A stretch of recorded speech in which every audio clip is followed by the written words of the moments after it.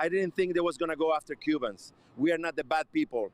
I vote Trump because he wants to help. Arrestando personas inocentes que solo huyen de una dictadura, de una tiranía asesina comunista. Tras la detención de la joven cubana Laura de la Caridad González Sánchez, líderes del movimiento anticomunista I-220A expresaron su apoyo. Como movimiento legal en el estado de la Florida, necesitamos por favor que se tomen en cuenta que si no hemos cometido crimen, que tenemos nuestras vidas organizadas, nuestro asilo pendiente, que por favor no tenemos por qué vivir con este terror. I will vote for Donald Trump.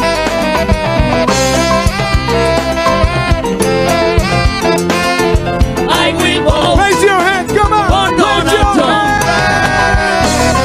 Oh my God, I will vote. Arriba. I will vote for Donald Trump. Oh my God, I will vote. I will vote for Donald Trump. That's what y'all did. Those people didn't even get paid to do that.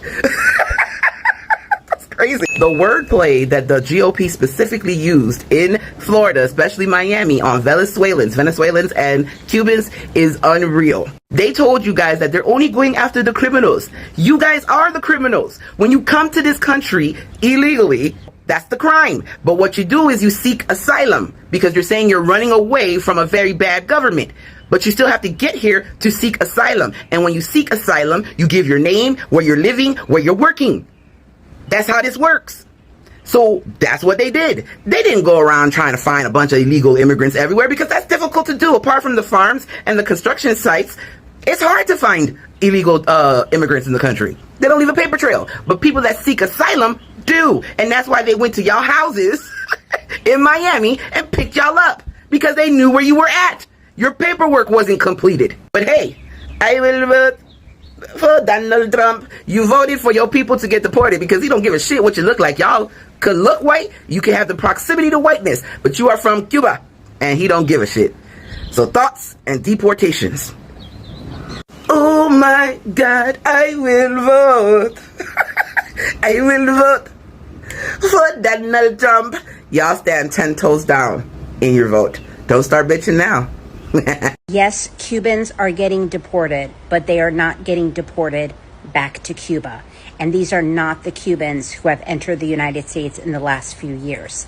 These are Cubans who have been in the U.S. since the 1960s, 70s, 80s, and at one point they were even lawful permanent residents. But because of their criminal history, they lost their immigration status and were ordered deported. But because of the political situation between the United States and Cuba, they were actually never deported to Cuba.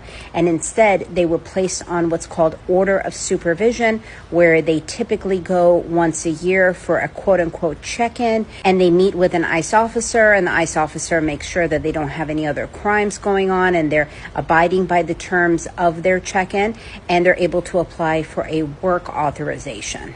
Since Cubans were not accepted by Cuba to be deported, they have remained in the United States for decades under the order of supervision.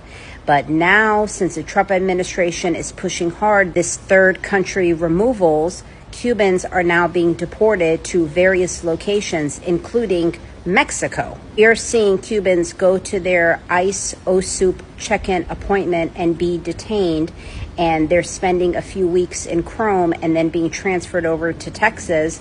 And then from Texas, they're being placed on a bus and then deported to the southern part of Mexico. Hi guys, welcome back to Prince Ichi's Unfiltered channel. If you are joining us for the first time, you are welcome on board the chaos. To our viewers and our subscribers, we appreciate you for staying till the end. So don't forget to like and subscribe to our channel to help us grow and help us bring you more quality content. So guys, let's jump into today's topic. Something explosive is happening in Miami. Something nobody, not even Donald Trump, saw it coming. Cuban American voters, once some of Trump's most loyal supporters, are now furious, betrayed and ready to switch sides. And tonight on Prince Ichi's Unfiltered, we are exposing why.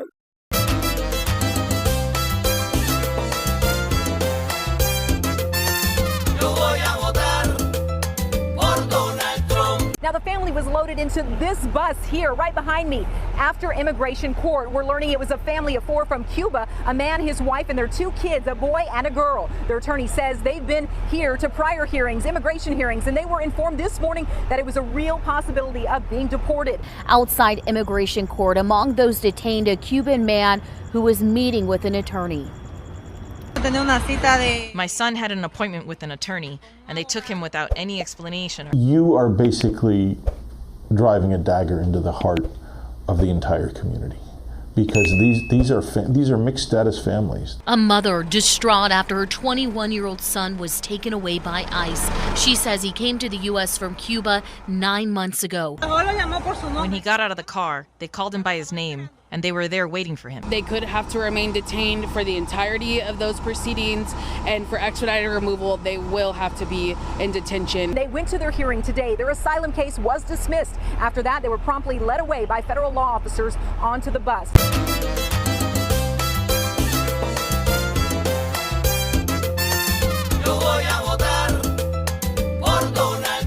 Yes, Cubans are getting deported, but they are not getting deported back to Cuba.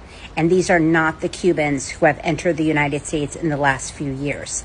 These are Cubans who have been in the U.S. since the 1960s, 70s, 80s, and at one point they were even lawful permanent residents. But because of their criminal history, they lost their immigration status and were ordered deported. But because of the political situation between the United States and Cuba, they were actually never deported to Cuba.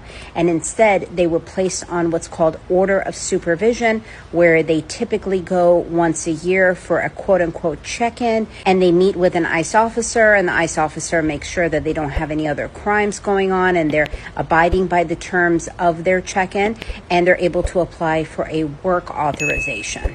Since Cubans were not accepted by Cuba to be deported, they have remained in the United States for decades under the order of supervision. But now, since the Trump administration is pushing hard this third country removals, Cubans are now being deported to various locations, including Mexico. You're seeing Cubans go to their ICE OSUP check-in appointment and be detained, and they're spending a few weeks in Chrome and then being transferred over to Texas, and then from Texas they're being placed on a bus and then deported to the southern part of Mexico. Shame, because I think if ICE had told them what the plan was, these people could at least prepare for it, but sadly they have absolutely no idea that this is even coming to them. And now they've been in the U.S. for 50, 60 years with relatives and businesses and families and ties to the U.S. and just being dropped off in another country with no ID, no money, and no resources. The man who immigrated to the U.S. from Cuba when he was 9 is on a hunger strike while in Africa, hoping to get the attention of the man he once supported. He was very pro-Trump, super Trump supporter. Monica Mosquera's dad was taken by ICE a couple days before Father's Day. Her father, Roberto, went for an annual check-in with immigration agents back in June and was taken into custody. But instead of being deported to his native Cuba, the 58-year-old is one of at least 5 men sent to a maximum security prison in the Kingdom of Eswatini over the summer, a small country in Africa criticized for alleged human rights abuses. How we go from one moment of me hugging my dad and being with him all the time and just being his little girl, and then to he's just on a different country in prison. For what? He did his time years ago. The Department of Homeland Security highlighted Roberto Mosquera as the worst of the worst, stressing he was a convicted murderer. It's kind of messed up that you guys are labeling my father as a murderer. We found Mosquera has a lengthy criminal record in Miami-Dade, and it shows he was convicted, not for murder, but for attempted murder back in the 80s. He spent years getting his life back on track. He is a plumber. Very, very hardworking. His attorney adding now his life is on the line. Monica tells me she's very concerned about her dad in this hunger strike. She hasn't heard from him in over a week. His attorney alleges not only is this against international law, you have a man in a prison on no charge, not to mention he's in Africa, so she's been unable to meet with him one-on-one. Cuban Trump voters have always been one of the loudest, most energized groups in Florida politics. They believed Trump understood them, and they believe he would protect them, and they believe he always their fighter. But suddenly, everything is falling apart. Families are losing their small businesses. Rent and insurance costs have exploded. Sanction policy backfired on every people who supported it. Workers say they are earning less. Why everything costs more? And Trump's recent statement, his silence on key issues affecting South Florida. Oh, they are not taking it lightly. For Cuban families in Miami, the biggest shock has been the economic collapse around them. Insurance rates are historic high, frozen wages, closed shop across Charlie Ocho, new policies that hurt small Latin businesses the most. They believe Trump would deliver prosperity. Instead, they say they got chaos. If Cuban voters flip, even just a fraction, it will rock the entire political map of Florida. So Miami, Florida is officially the city in the United States with the highest amount of senior citizens that are on SNAP benefits, which is, EBT, food stamps, whatever you want to call it. The Republicans control the House, the Senate, the Supreme Court, the presidency, every single lever of power in this country, right? And if no agreement is reached to reopen the government very, very soon, next month in November, 42 million people in this country are at risk of no longer receiving food stamps, EBT, overall SNAP benefits, right? That includes senior citizens, that includes children, that includes people with disabilities, that includes just low-income people overall, right? And it's pretty sad and at the same time ironic that here in Miami is where we have the highest level of seniors in the entire country that are on these kinds of benefits. Because on one hand, it's really, really sad and messed up that someone that has worked 20, 30, 40 years in this country, that has earned their retirement benefits, right, can no longer receive them because of a government shutdown. With the cost of living in Miami, that's extremely high, the economy in general, that's terrible, it's unfair for seniors to not have that assistance to be able to at least eat dignified every single month. But on the other hand, Donald Trump won the election in Miami-Dade County with 55% of the vote. Numbers don't lie. That means that the majority of the senior citizens that live in Dade County likely voted for this. They voted for their own benefits to be taken away from them.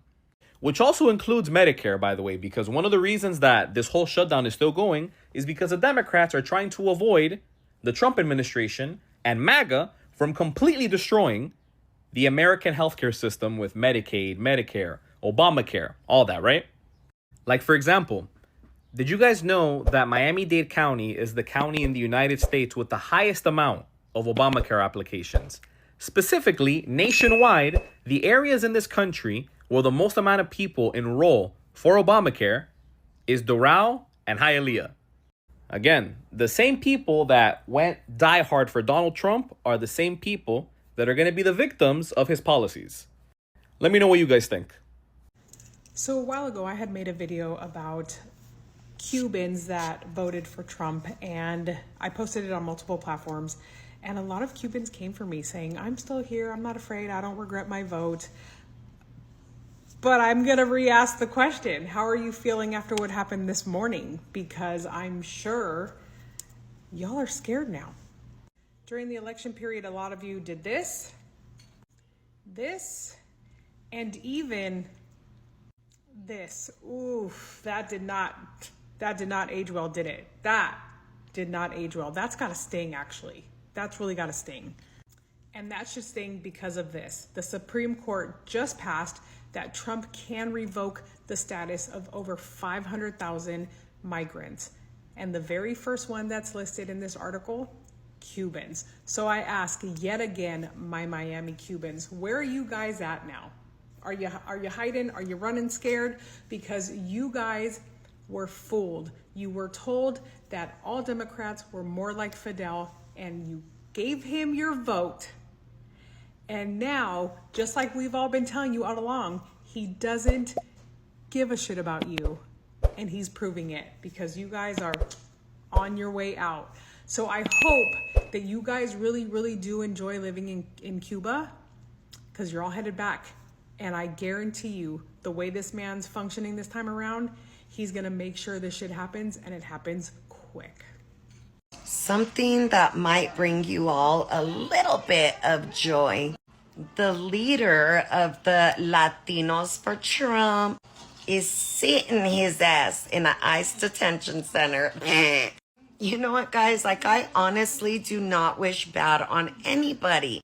But all these Latinos and Latinas that voted for this motherfucker didn't only vote against their own best interests, they also drug us into it as well.